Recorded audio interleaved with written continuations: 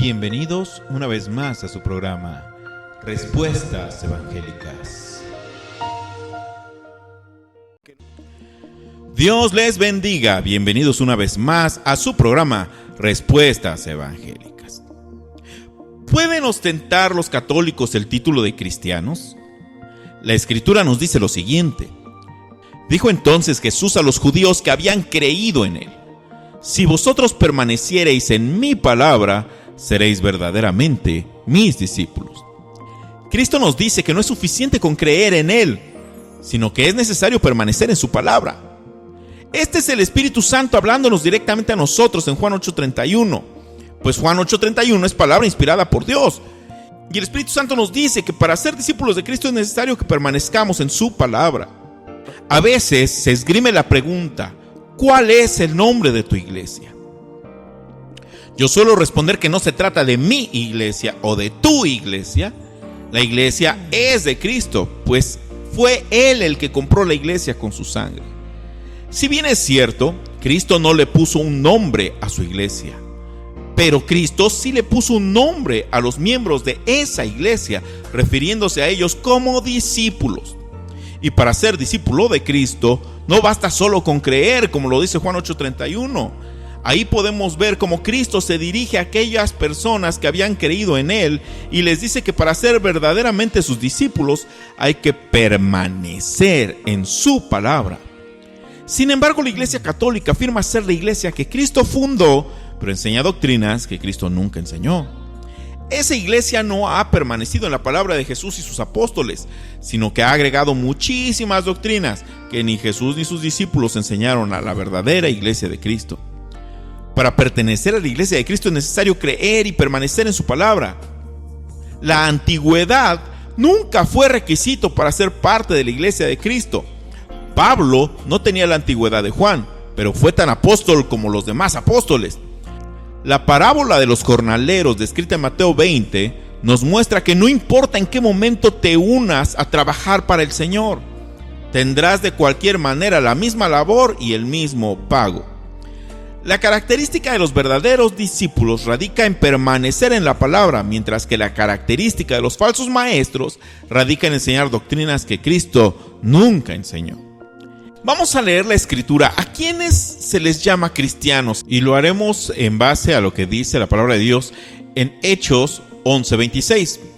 Y dice: y se congregaron ahí todo un año con la iglesia, y enseñaron a mucha gente.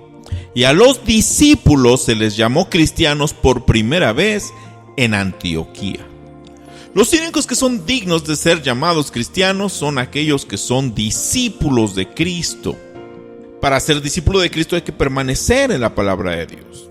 Los católicos enseñan doctrinas que Cristo nunca enseñó, no han permanecido en esa doctrina enseñada por Jesús, por lo tanto no pueden ser llamados discípulos.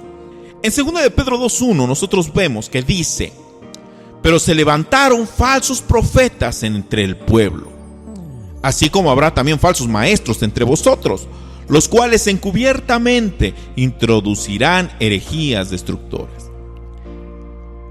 La característica de los verdaderos profetas es que Dios es el autor de cada palabra que el profeta comunica al pueblo. En otras palabras, un verdadero profeta habla solo la palabra inspirada por Dios. Eso es lo que los evangélicos hacemos. El principio de apegarse solo a la palabra de Dios era el principio que seguían los verdaderos profetas. Palabras que fueron puestas por escrito para ser entregadas a las generaciones posteriores, que se mantenían en el mismo principio de apegarse solo a la palabra inspirada por Dios para regir su fe y su conducta.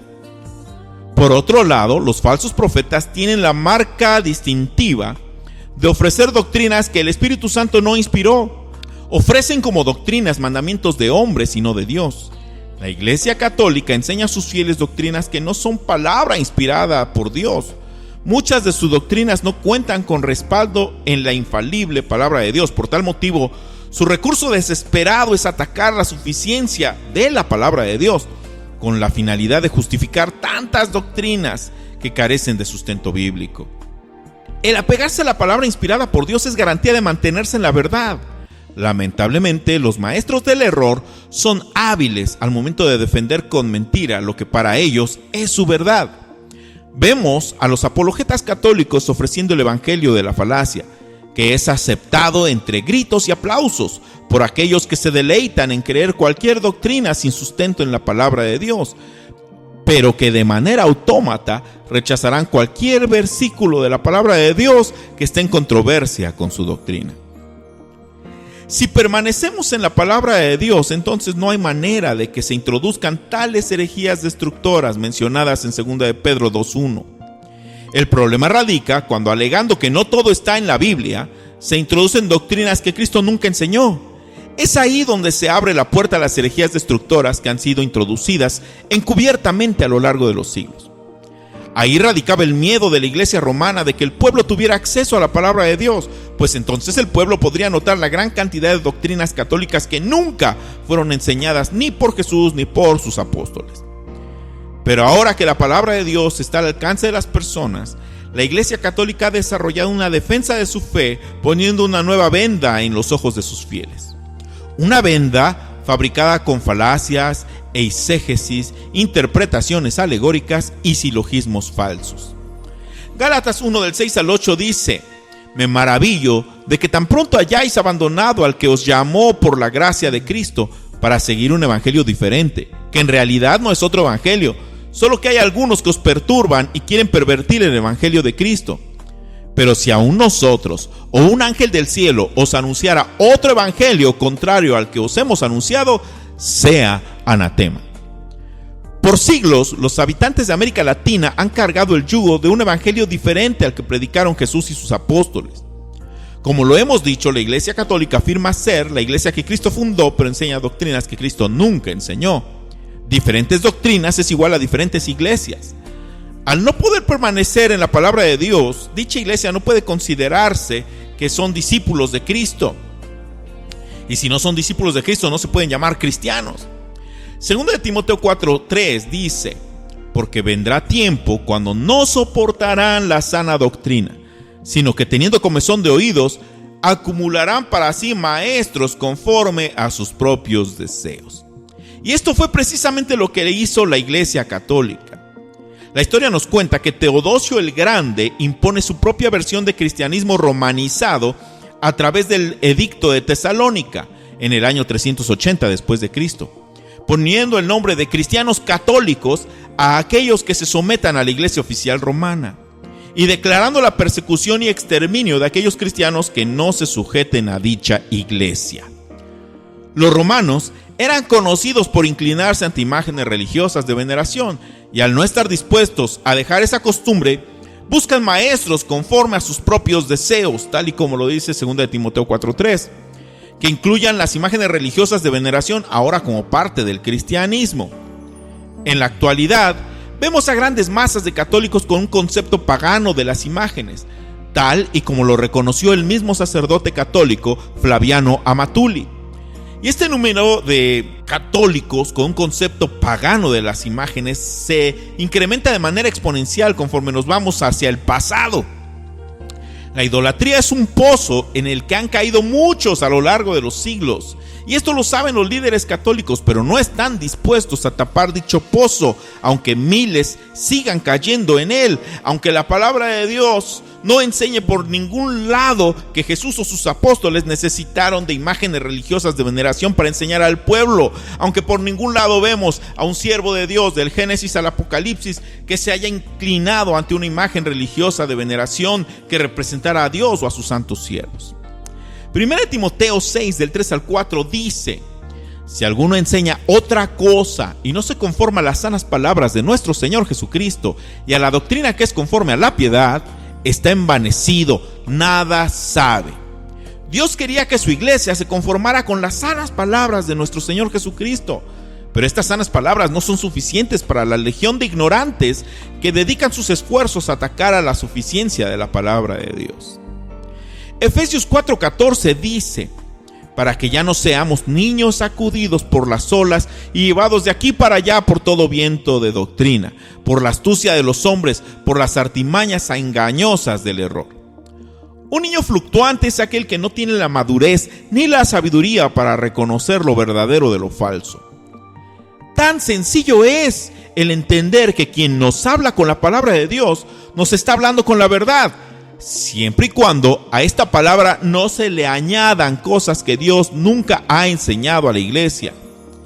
Primera de Juan 2, versículo 6 dice: el que dice que permanece en él debe andar como él anduvo. Cristo no quería que su iglesia enseñara cosas que él no enseñó. Los evangélicos, por nuestro lado, oramos de la misma manera que Cristo enseñó a la iglesia. Oramos directamente al Padre en el nombre de Jesús, mientras que la iglesia católica enseña a invocar a los espíritus de los muertos para pedir su intercesión. Eso no es andar como Cristo anduvo. Eso no es andar como los cristianos del primer siglo anduvieron. Toda oración, desde el Génesis al Apocalipsis, tuvo como único destinatario a Dios nuestro Señor.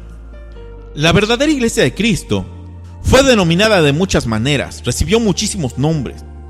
Nosotros podemos ver que fueron llamados la secta de los nazarenos en Hechos 24:5. Podemos ver que fueron llamados los del camino en Hechos 22:4. Podemos ver que fueron llamados cristianos en Hechos 11:26. Podemos ver también en la escritura que se les acusaba de seguir una herejía, por tanto se les nombraba herejes. O sea, eso de que la verdadera iglesia haya sido llamada sectaria o hereje, eso ya viene desde hace mucho tiempo. Con tantos nombres, ¿cómo se identifica entonces a la verdadera iglesia de Cristo? Como lo dije en un principio, Cristo no le pone nombre a la iglesia, le pone nombre a los integrantes de esa iglesia, y esa iglesia está formada por discípulos. A la iglesia no se le identifica por su nombre, se le identifica por su doctrina. La iglesia del Señor está constituida por discípulos de Cristo, hombres y mujeres que no solo creen en Él, sino que permanecen en su palabra y no aceptan doctrinas que ni Jesús ni sus apóstoles enseñaron a la iglesia.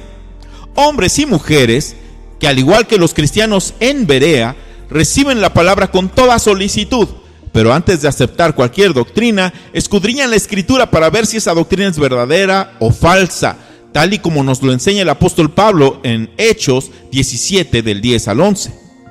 No quiero terminar el video sin antes invitar a quienes escuchan este mensaje a que reflexionen si su doctrina fue enseñada por Jesús y sus apóstoles, a que identifiquen si su doctrina solo puede ser defendida con argumentos falaces. Recuerden lo que el Espíritu Santo nos dice en 1 de Juan 2:21: no os he escrito porque ignoréis la verdad, sino porque la conocéis, y porque ninguna mentira procede de la verdad. Si tu doctrina solo puede ser defendida con falacias y textos fuera de contexto, es porque dicha doctrina no procede de la verdad. Les invito a dejar toda doctrina que no haya sido enseñada ni por Jesús ni por sus apóstoles, aunque de antemano sé que muchos son, como dice Mateo 13:13, viendo no ven y oyendo no oyen. Espero que este video haya sido de bendición para ustedes, y si es así, dejen sus comentarios. Dios me los bendiga, mis queridos hermanos, y hasta la próxima. Respuestas evangélicas.